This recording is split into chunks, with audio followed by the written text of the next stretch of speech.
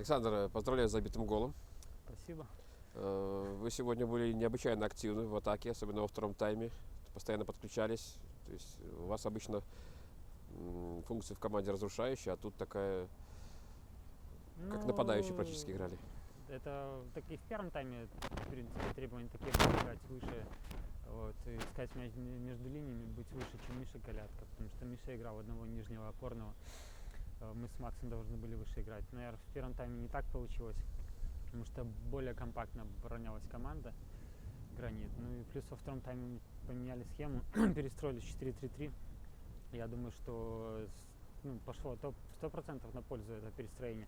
И начали больше играть вперед и просить мяч за спину. Поэтому атаки получались все время вход, вперед. Следствие, и забили 2 гола. Результат закономерен или все-таки упустили победу? Я думаю, что упустили. Если учитывать, понятно, что там на первом минуте пенальти, но опять же, если взять по моментам в первом тайме, один раз они дошли до штрафной, грубо говоря. Мы могли в первом, наверное, забить 2. Если так с натяжкой. Один так точно гол должны были забивать. А во втором тайме я считаю, что, наверное, команда раза 2 только перешла на поле соперника.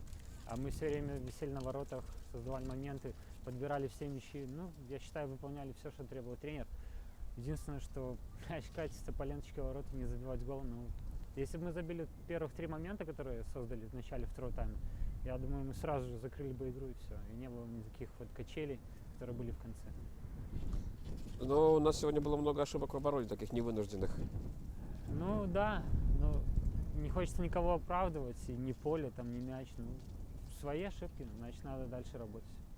Это, скорее всего, связано было с тем, что команде нужно было отыгрываться, большими силами шли вперед, или как? Это понятно, но опять же, всегда надо, когда атакуешь, и смотреть с оглядкой на свои ворота, то есть защитника, для того и защитник. Скажем так, что при счете 2-1, в принципе, можно было тоже дальше играть свою игру, закрывать.